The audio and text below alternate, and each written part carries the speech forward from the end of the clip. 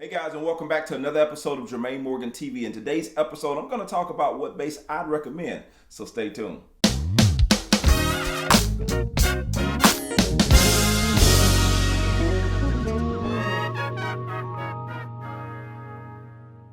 Alright, so welcome back, and if you're new to this channel, do me a huge favor, go ahead and press the subscribe button and turn on my notifications, because I guarantee there's tons of good content that you've been missing on my channel, so I want to make sure that you don't miss any more of that content, so go ahead and do that right away.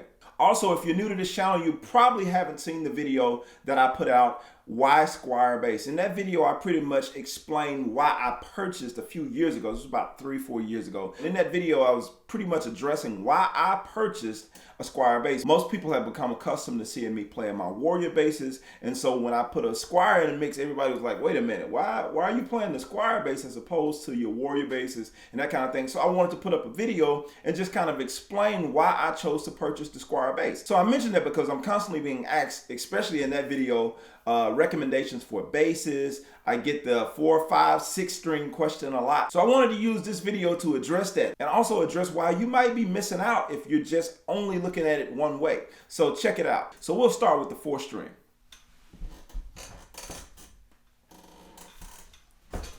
So here we have a 4-string Squire bass. Many of you are familiar with this bass. I've played it on a lot of videos and it's a pretty nice tone if you haven't heard the tone.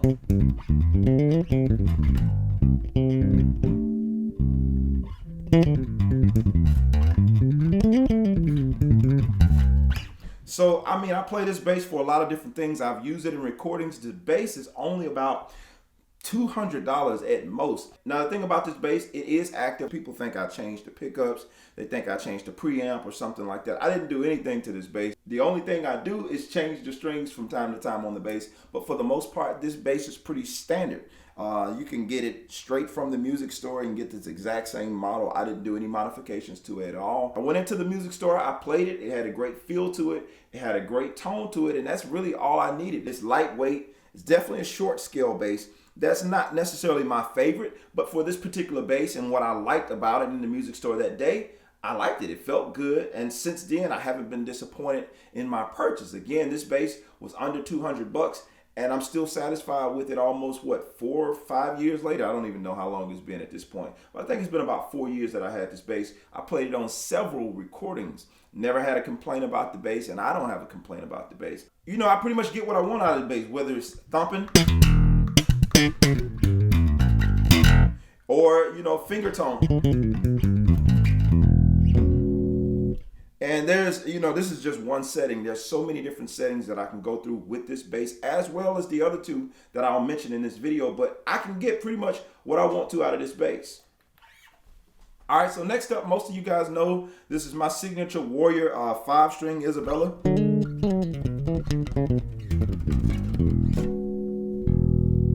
And the most obvious difference from this and the 4-string is the fact that it has the low B string on here that gives you that option of playing lower notes, having a lower register. So in a lot of gospel music and a lot of the music I play, I can't even limit it to just gospel, but a lot of the music that I play, it calls for that lower register.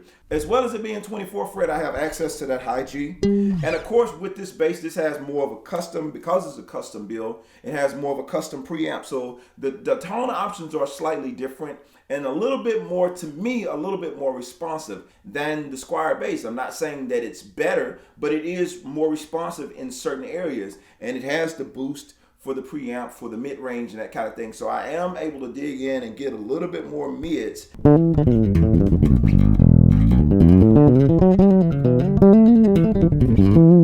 And for me, that's a tone that I really enjoy. I enjoy being able to get into that mid-range and really dig in. And this bass has a completely different character to it because of the wood combination and everything. You notice that this wood is a little bit lighter colored. Now, this fretboard is a bird's eye maple fretboard with ebony block inlays, as opposed to the Squire bass, which has a rosewood fretboard. That's going to, in itself, give you a different tone. The wood combinations plus the pickup combination. And last but not least, many of you guys have seen me play my latest edition, this 6-string Serene bass.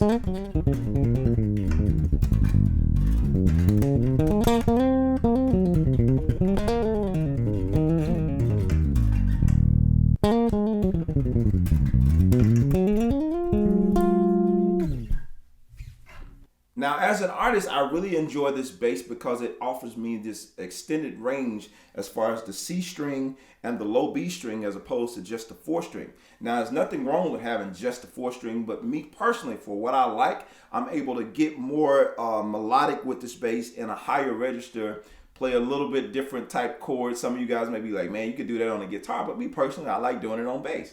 And with this particular bass, it allows me to express in a different way. I play different on the 4, 5, and the 6 string, and each one of them open up a different part of who I am as a player. Now, the 6 string is not restricted to me being an artist and only playing solos. Now, there are things I'm able to do in the groove as well with this 6 string bass that I'm not necessarily able to do with the 4 string. Now, don't take offense to it. It's just the fact there are things that you have access to on a 6 string bass that you don't have access to on the 4. Now, can you get the same job done with the 4 string? Of course you can, but I'm talking specifically about having access to the low B string and having access to the high C string. Now, I think it's just a matter of preference from one player to another. Now, to get to the real answer to the question, which bass would I recommend to you guys who are watching this? I would say it doesn't matter what bass you play.